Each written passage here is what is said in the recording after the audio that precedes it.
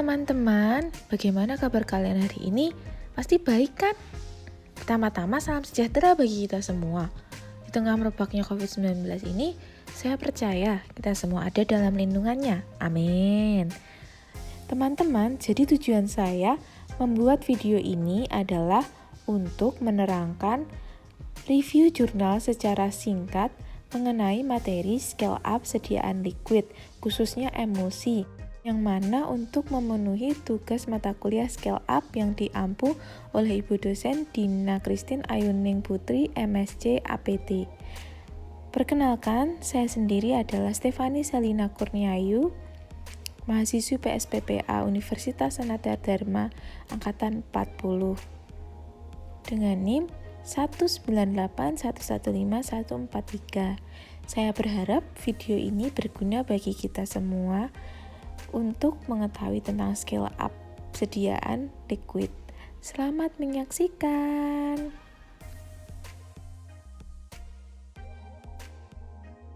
Nah, ini adalah sekilas tentang referensi atau jurnal yang saya gunakan dalam menyusun materi video kali ini.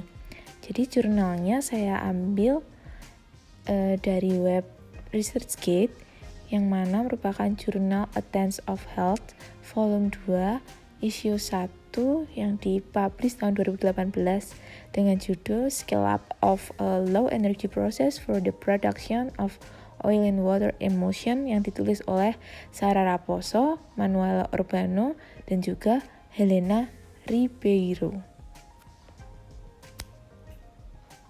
Oke, yang pertama saya akan menjelaskan mengenai hal yang melatar belakangi penelitian peningkatan skala sediaan emulsi ini. Yang pertama adalah aspek biaya.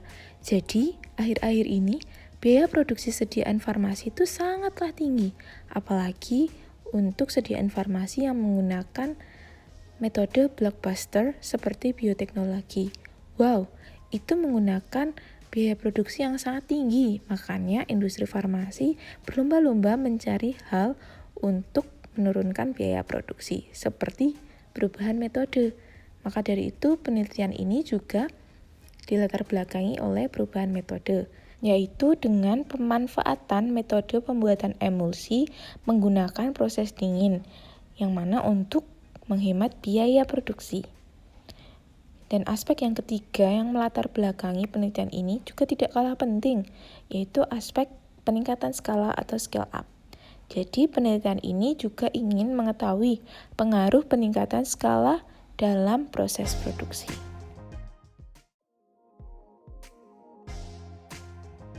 Next, yang berikutnya saya akan menjelaskan mengenai bahan dan metode yang digunakan.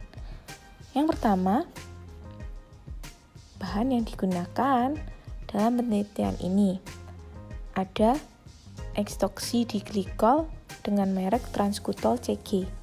Yang kedua, ada basis PEG atau biasa disebut dimetikon berfungsi sebagai penghalus.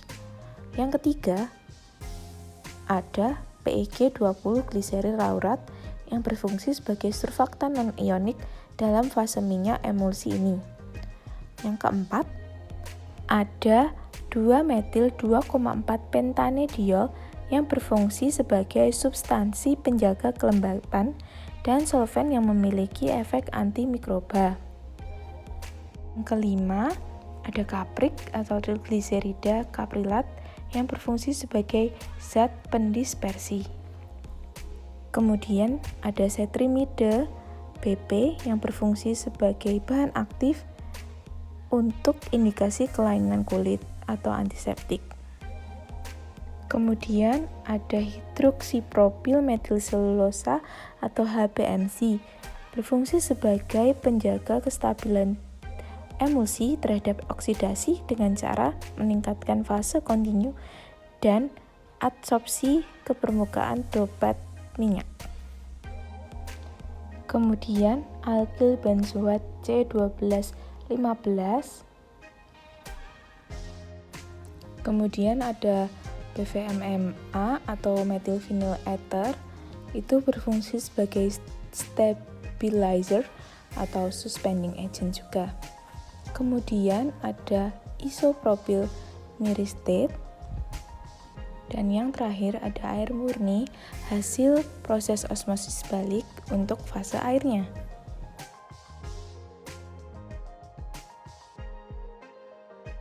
Berikutnya, masuk ke metode pembuatan. Jadi metode pembuatan emulsi dalam penelitian ini, yang pertama adalah produksi skala lab, skala yang paling kecil. Yang kedua, produksi skala pilot lab, yang dilakukan dengan peningkatan volume skala lab sebanyak 10 kali lipat dengan menggunakan sistem reaktor mini plant. Dengan mixing yang berbeda, yaitu IKALR2ST atau ultraturak dengan tipe yang berbeda. Yang ketiga adalah produksi skala pilot industri. Jadi intinya teman-teman, pada 3 skala lab yang berbeda ini, perbedaan yang paling signifikan adalah perbedaan pada instrumen mixingnya. Untuk produksi skala lab dan skala pilot industri akan saya jelaskan lebih lanjut. Produksi skala lab, yang mana terjadi transfer teknologi dari R&D ke produksi pertama kali. Langkah pertama adalah penyiapan fase minyak pada suhu kamar dengan mencampurkan dimetikon, kapri, PEG20 ke dalam minyak alkyl benzoat dan isopropyl myristate selama 30 menit menggunakan Helicam RPM 130. Kemudian yang kedua adalah penyiapan fase cair dengan mendispersikan zat pengental yaitu HPMC, BVMMA ke dalam air pada suhu kamar. Kemudian yang ketiga adalah penambahan setrimida dan pentanediol ke dalam fase air, kemudian dihomogenkan sampai mendapat larutan jernih.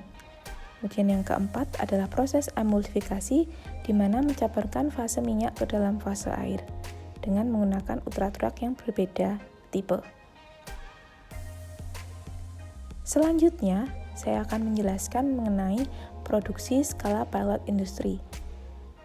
Secara dasarnya, itu sama dengan produksi skala lab, namun ini menggunakan mixing yang berbeda yang lebih besar, yaitu dengan tipe DOMEC Dumo Turbo 25. Tahapannya juga sama dengan penambahan HPMC BVMMA, kemudian juga ada penambahan setrimida dan juga ada penambahan pentanediol. Sama semua, yang beda cuma mixingnya saja. Kemudian saya akan menjelaskan mengenai metode pengujian untuk melihat apakah emulsi yang dibuat masuk spesifikasi atau tidak. Metode pengujian yang pertama adalah in-process test, di mana dalam proses ini melakukan pengukuran pH dengan menggunakan metrom pH meter 744. Yang kedua adalah menganalisis ukuran droplet atau tetesan. Ukuran droplet diukur dengan melihat hamburan cahaya menggunakan Wolfram Master Sizer instrumen dengan bantuan Hydro-S. Yang ketiga adalah kurva aliran dengan cara menentukan reogram menggunakan viskometer Brockfield. Dan yang terakhir adalah perbandingan biaya proses dingin dan proses konvensional, yaitu menggunakan panas. Yang dibandingkan adalah biaya listrik dan air. Masuk ke hasil.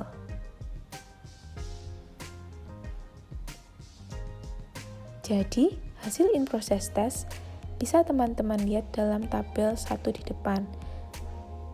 Itu yang dimaksud langkah 1, 2, 3, 4, 5 adalah tahapan produksi skala pilot industri seperti gambar yang di atas teman-teman, gambar 1.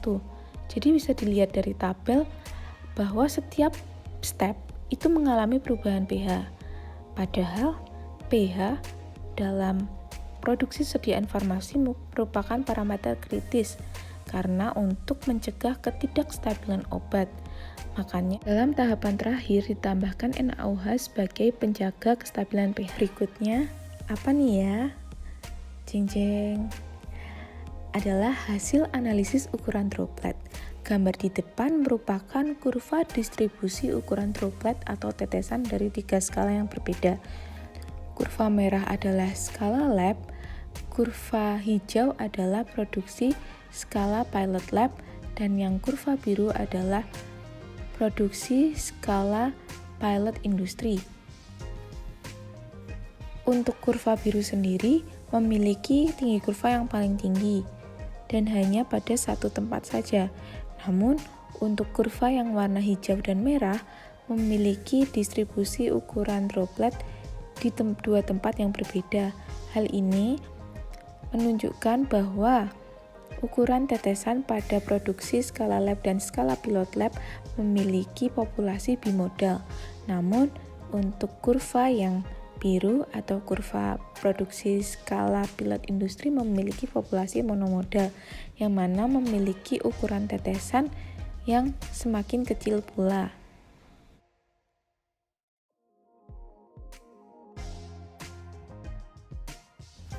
Kemudian, hasil kurva aliran.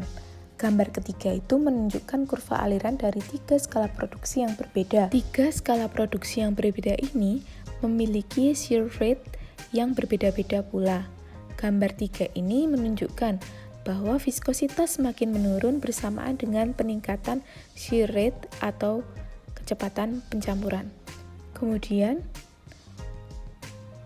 untuk tabel di depan, tabel yang kedua menunjukkan perbedaan viskositas pada 3 skala produksi yang berbeda. Skala pilot industri menunjukkan viskositas yang tertinggi. Peningkatan skala produksi meningkatkan nilai viskositas yang memberi dampak untuk meningkatkan ketahanan kerusakan struktur emulsi tersebut. Berikutnya, perbandingan antara proses dingin dan panas terkait biaya produksi. Jadi yang dibandingkan dalam analisis ini adalah biaya listrik dan biaya air. Dan proses dingin menunjukkan penghematan biaya sebesar 17,1%. Untuk pembahasannya, yang pertama adalah biaya. Penghematan biaya dan juga waktu dapat terjadi apabila industri mengetahui parameter kunci seperti metode yang digunakan untuk penghematan biaya. Proses dingin. Dalam pembuatan emulsi dengan metode proses dingin, parameter kritisnya adalah laju pendinginan dan langkah pencampuran. Maka dari itu, pada saat proses mixing, terjadi perbedaan kecepatan antara pembuatan fase minyak dan fase air. Fase minyak 130 rpm dan fase air 12.800 rpm. Kemudian in-process test. In-process test dalam produksi harus dilakukan selama pembuatan produk obat, namun bukan bagian dari SOP.